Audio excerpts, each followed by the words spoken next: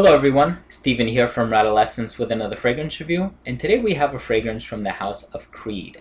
And this one is called Virgin Island Water. Now before I get into the heart of the review, I just want to give a shout out to a very loyal viewer and subscriber. He always makes sure to comment on my videos. He's very active in the community. I really do appreciate his feedback very much. And his name is Attilio. I hope I'm not mispronouncing that, man. His YouTube name is Oscar DY. So if you see him commenting on your videos or leaving input, make sure you comment back and say hello because he's an excellent person. I've gotten a chance to talk to him a few times and he's a very loyal guy. So thank you so much for being a part of my channel. Thank you for watching my videos and thank you for being a very loyal subscriber. So much appreciation for that. Now let's get down into the heart of the review. Let's start off with a little brief history on this one. Now for those of you who have watched my Millesime Imperial review, you know that I mentioned that Creed is a niche fragrance house that has been around since 1760. And their niche, so to speak, is that they create or have created fragrances for royalty. Now, indeed, this idea, or the idea for this fragrance was conceived when 6th generation Olivier Creed and son Erwin Creed set on a trip to the Virgin Islands with a royal couple. They were passing through the Sir Francis Drake Channel when the trade winds wafted the smell of spices in their direction. They were overcome and overwhelmed by that beautiful tropical smell, and along with it, it also carried a few other redolent essences from the surrounding atmosphere. So this was father and son's way of commemorating the occasion, and the end result is Virgin Island Water. A fragrance that's very appropriate for the summer season, that smells great, very tropical and aquatic vibe, and a very versatile fragrance to say the least. So with a little brief history covered, let's get down to how this one smells. Now, I sprayed this one on my skin about an hour ago, so I feel like I'm in about the mid of this fragrance. That's how far along I think I am in the development of this fragrance. So I will consult that when we're talking about the mid. But in the top, I get a lot of lime and a lot of coconut. I feel like those are the two dominant ingredients in the top of this fragrance. Now there's lime and then there's copra, which is not the coconut water but the hard intersection of the coconut, or the meat of the coconut. Now there's also a little bit of mandarin orange, lending a very slight sweet characteristic to this fragrance. And you also have bergamot, which is an ingredient that's very traditionally used in perfumery. So it helps this fragrance have that traditional citrus smell in the opening that we all know and love from smelling fragrances. So it's certainly very dominant with the coconut and the lime. And I feel like those persist a little bit in the mid, but at this point they're just now starting to dissipate. They're not as discernible as they were in the opening, so I do feel like they're dying down, but now you get a nice burst. It's very subtle, but it's still a burst of florals because there are a few of them in there. So we have ylang ylang, we have jasmine, and we have hibiscus.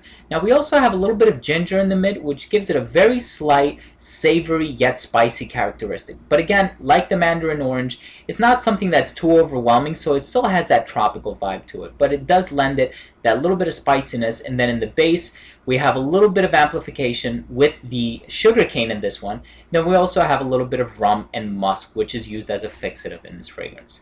Now the rum, even though it is a base note, it is very discernible from the opening. Even though you get that perfumer's alcohol, you can still tell that there is a rum accord in this one.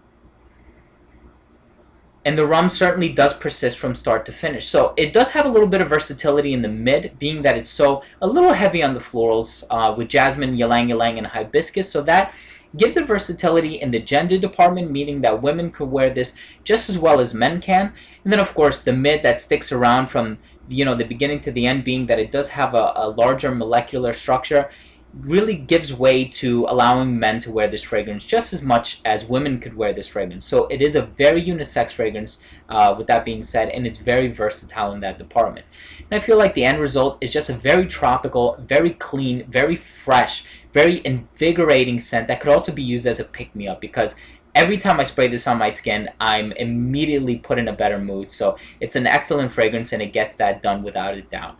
So with that being said and the scent covered, let's transition over to the rating for this fragrance. Now first up we have Uniqueness, and this fragrance earned an easy 10 out of 10. This is a very simple fragrance. Now, there are a few ingredients in here which I guess could complicate things and make it a little challenging on the nose, but it's very simple in the sense that you can pull up the notes on a website and you could be smelling the fragrance at the same time, and you can almost create a visual image of every ingredient that you're smelling. It's very natural and it's very simple in that sense, and that's one of the reasons why I love wearing and smelling Virgin Island water as much as I do. Now, there is a little bit of controversy on this one because there is another fragrance on the market that was said to smell a lot like Virgin Island water. They were both released in 2007, and that fragrance is Set Sail St. Bart's by Tommy Bahama.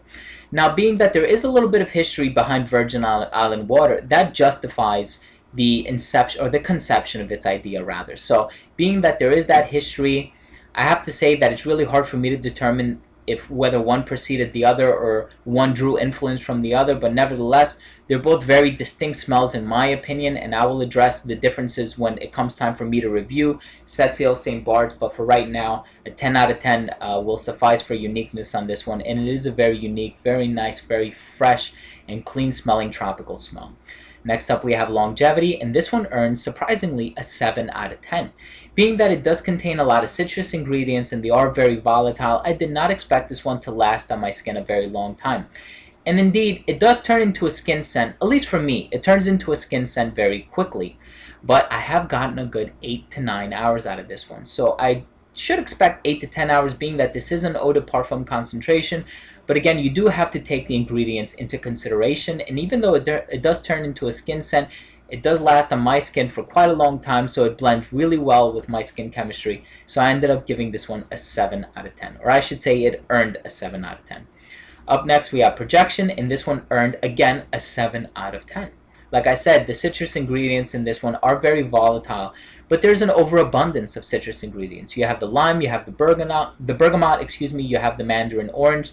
So you do have a lot of citrus ingredients, and it really helps this one to project. And then of course, along with the coconut, you get that tropical vibe right from the initial opening of this fragrance. So a 7 out of 10 for projection, and excellent while it does project. In versatility, we have 6 out of 10. Now this is one that I would only wear in the summer season. I think the other seasons would not do this one justice, but then again, it is unisex, so it does have that going for it, and I would only wear this in the daytime. I feel like in the nighttime there are other fragrances that I would rather wear, especially other fragrances from the House of Creed that I would wear in the nighttime, so I feel like this one is most appropriate in the daytime and during the summer season, so it earned a 6 out of 10 for versatility from me. And then lastly, we have presentation with a 10 out of 10. Now, of course, all Creed bottles do look the same, relative to the size, of course, but they usually do change the label on them a little bit. And being that this one has a blue cap and that metallic finish in the front, I think it's very luxurious, it's very timeless, and it satisfies the theme very, very well. So a 10 out of 10 for presentation is very appropriate for this one. And then, of course, that earns this fragrance an overall mark of 40 out of 50. Now, for those of you who have smelled Virgin Island water and Set Sail St. Bart's by Tommy Bahama, the question of the day is, what differences or similarities can you pinpoint between the two?